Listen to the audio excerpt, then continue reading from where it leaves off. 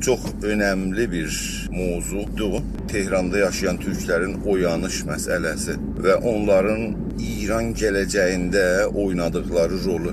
Əziz dostlar, bizim millətimizin başına nə oyun gəlib keçən yüzildə, daha indi ən azı aktivistlərimizə aydındır. Əlbəttə cəmaətimizə aydın deyil. Ona görə cəmaətimizlə danışanda və ya əlaqə quranda təbii ki, bu milli oyanışın, yəni türklərin milli oyanışı üçün bizim xalqımızın İranda daxili istimar siyasətinə məruz qalmış bir əsir millətə çevrilməmiz və onun əsəratını göstərməyə çaba göstərməliyik. Amma aktivistlər bir-birinə bir araya gələndə və danışanda bu önəmli mövzulara odaqlanmalıdırlar. Bizim cəmiyyətimizin olan öz dediklərinə görə %40 İranın cəmiyyəti türkdür. Bunun 12 milyonu Azərbaycan torpaqlarında yaşır. Yəni Azərbaycan, Şərqi, Qərbi, Ərdəbil, Zəncan, Həmədan daxil 12 milyon burada. Yəni 20-dən 23 milyona yaxın türk insanı Azərbaycandan xaricdə və ümumən Tehran və Kərəcdə yaşayırlar. Çox önəmli bir faktordur bu. Bu 20 milyon və 23 milyona qədər bu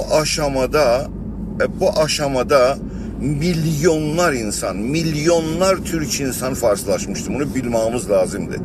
Ama bu neçə milyon, nə qədəsi, yəni bu 23 milyonun nə qədəsi farslaşıb, onu bilmirik biz. Ona da yəni amar tapmaq, istatistika tapmaq filan, yəni bu bizim işimiz değil. Yəni bu biraz sadə bir iş değil. Amma bir dənə faktora diqqət yetirmək lazımdır. Əgərsə biz 1324-25-dəki milli hökumət yaranmışdı. Orada Tehran öz başına ötürülmüşdü. Yəni Tehranda türklərin siyasi həyatı, gələcək qurmalarında İranda və Azərbaycanda rol oynamalarına heç bir rol verilməmişdi və Tehran mərkəzçilərin əlində idi. Və o səbəb oldu ki, bu hakimiyyətin vurmasında İran ordusunu göndərdilər Azərbaycana. Halbuki neçə il bundan qabaq Məsud Behmud adında jurnalisti var. Fars jurnalisti, mərkəzçi və islahatçı bir jurnalist. Yəni İran rejiminin devrilməsini, çevrilməsini istəmir. Bəlkə islahatla İran rejimini dəyişmək istəyir. İslahatçıdır. O da Amerikada bir üniversitede öğrencilere danışır. Deyir ki, onlar ki İran rejimini istəyirlər çevirsinlər, onlar çox diqqətli olmalıdırlar. Çox faktorlar var. Mühüm rol oynayıb İran rejimində çox ciddi dəyişiklik edə bilərlər gələcəyə.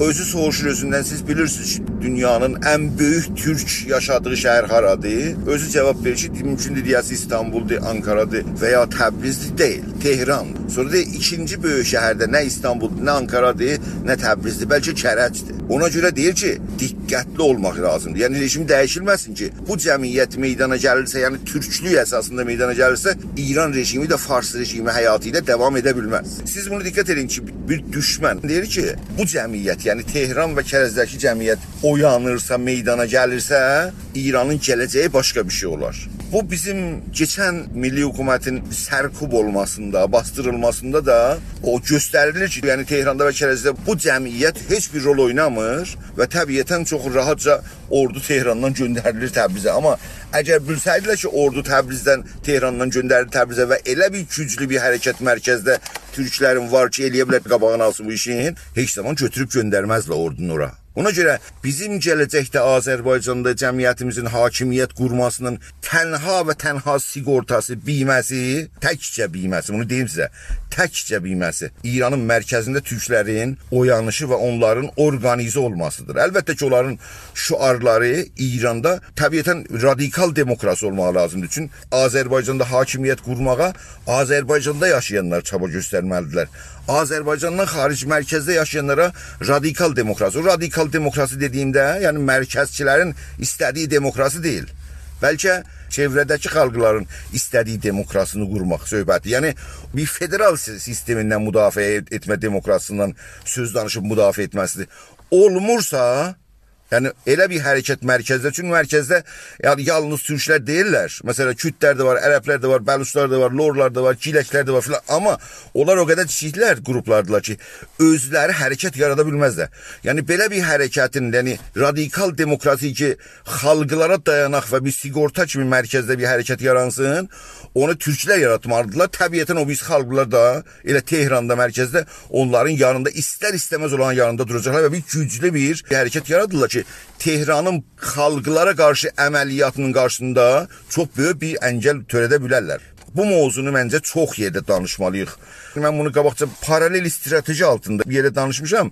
Yəni paralel strateji budur ki, Türk xalqının iki sahədə və iki şüarı olmalı lazımdır. Azərbaycanda əyalət dövləti qurulsun və Azərbaycandan xaricdə yaşayan türklər İranda radikal demokrasinin gerçəkləşməsi üçün fəaliyyət etməlidirlər. Bu demokratik danışırıq, dediyim kimi, mərkəzçilərin demokrasisi deyil.